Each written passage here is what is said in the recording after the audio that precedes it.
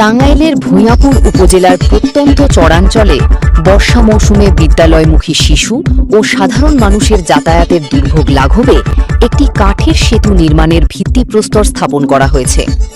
উদ্যোক্তা মোহাম্মদ সাইফুল ইসলামের পক্ষে অনুষ্ঠানে প্রতিনিধিত্ব করেন গাবসারা ইউনিয়নের ৫ নম্বর ওয়ার্ডের সাবেক ইউনিয়ন পরিষদ সদস্য মোহাম্মদ আব্দুল জলিল এবং গাবসারা ইউনিয়ন যুবদলের আহ্বায়ক জিয়াউল হক জিয়া। সমাজসেবক ও বিশিষ্ট শিল্পপতি মোহাম্মদ সাইফুল ইসলামের ব্যক্তিগত উদ্যোগে এই সেতু নির্মাণ করা হচ্ছে। সোমবার ২২ জুন দুপুরে উপজেলার গাবসারা ইউনিয়নের রামপুর সরকারি প্রাথমিক বিদ্যালয় সংলগ্ন এলাকায় এই উপলক্ষে এক ভিত্তিপ্রস্তর স্থাপন অনুষ্ঠানের আয়োজন করা হয়। অনুষ্ঠানে প্রধান অতিথি হিসাবে উপস্থিত ছিলেন রামপুর সরকারি প্রাথমিক বিদ্যালয়ের প্রধান শিক্ষক মোহাম্মদ লিটন মিয়া। বিশেষ অতিথি হিসাবে উপস্থিত ছিলেন থানা মৎস্যজীবী দলের সভাপতি ও গাবসারা ইউনিয়ন বিএনপির সিনিয়র সহসভাপতি আবুল কালাম আজাদ, ৪ নম্বর ওয়ার্ডের ইউনিয়ন পরিষদ সদস্য আব্দুল হক, ৪ নম্বর ওয়ার্ড যুবদলের সভাপতি জাহিদুল ইসলাম জাহিদ এবং যুবদল নেতা মোহাম্মদ আব্দুল হক।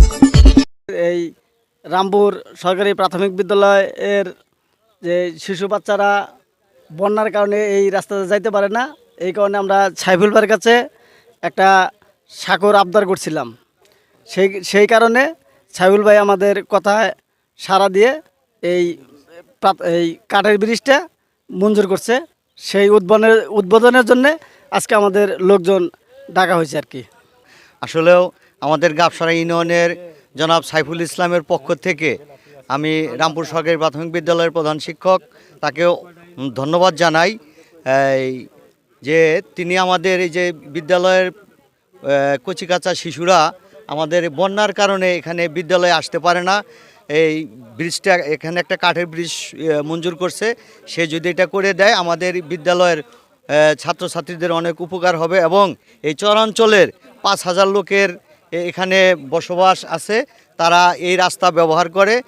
এই ব্রিজটা হলে তারা আমাদের ভ্যান যোগে অনেক মালামাল যে ফসলাদি নিতে পারবে বলে আমি আশা করছি।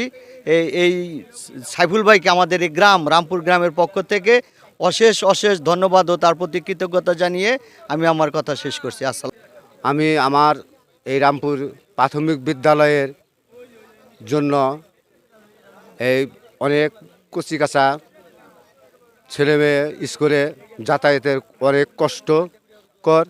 আমি সাইফুল ভাইকে বলেছিলাম যে এখানে একটা সাঁকো কি দেবেন, একটা কাঠের ব্রিজ যদি আপনি দিতে পারেন, এটা অনেকেই আমাদের ৪ নং ওয়ার্ডের ৩-৪০০ ভোটার এদের উপকার হবে। রহমান আজকে গাবসারা রামপুর গ্রামের প্রাইমারি স্কুলের পাশেই একটি বিরাট দফা এবং খালজনক রাস্তা। এই রাস্তায় অনেক মানুষ যাতায়াত করতে পারে, খুবই অসুবিধা। এই জন্য এখানে নতুনভাবে এটি কাঠের সাঁকো যার উপলক্ষে আজকে এই আয়োজিত উদ্বোধনী সভায় আমার অনেক মুরব্বিয়ান এবং শিক্ষক মণ্ডলী এবং যুবকগণ এবং আমার মুরব্বিয়ান এবং দলীয় নেতৃবৃন্দ সকলকে আজকে এই উদ্বোধনী সভা আসার জন্য ধন্যবাদ জানিয়ে সালাম। এবং এইখানে যদি ইনশাল্লাহ সুন্দরভাবে এই কাঠের বৃষ্টি হয়ে যায় তাহলে এখানে আমার মনে হয় হাজার হাজার লোক যাতায়াত করবে, তাদের অনেক সুবিধা হবে, যাতায়াত করতে পারবে। এবং কোথাও বাচ্চা শিশু স্কুলে যাবে, তারা তো এই সাঁকো না থাকলে তারা যাইতে পারতো না। এই সাঁকো হওয়ার জন্য অনেক লোকের উপকার হবে এবং ভ্যান যোগেও মালামাল নিতে পারবে। পদপ্রার্থী আল্লাহ তাআলার রহমতে সাইফুল সাহেব যদি গাবসারা ইউনিয়নের জনপ্রতিনিধি হতে পারে, গাবসারার লোক জনগণ ওনার প্রতি দৃষ্টি রাখে, আগামী নির্বাচন ওনাকে জয়যুক্ত করেন, ওনাকে চেয়ারম্যান হন, তাহলে আমাদের এই এমপি মহোদয়ের উপলক্ষে ওনার হাত দ্বারা এই গাবসারা ইউনিয়নে যাহা কিছু প্রয়োজন, শিক্ষা প্রতিষ্ঠান, মাদ্রাসা, কলেজ, আমাদের গাবসারা কলেজের বিশেষ প্রয়োজন। আমাদের এলাকার মানুষ এই ভরপুর কলেজে লেখাপড়া করতে হয়, অনেক টাকা পয়সা খরচ হয়। আর যদি গাবসারা একটা কলেজ হয়ে যায় তাহলে গাবসারা মানুষ বাড়ির বাদ খেয়ে ছেলে মেয়েরা লেখাপড়া শিখতে পারবে। রামপুর সরকারি প্রাথমিক বিদ্যালয়ের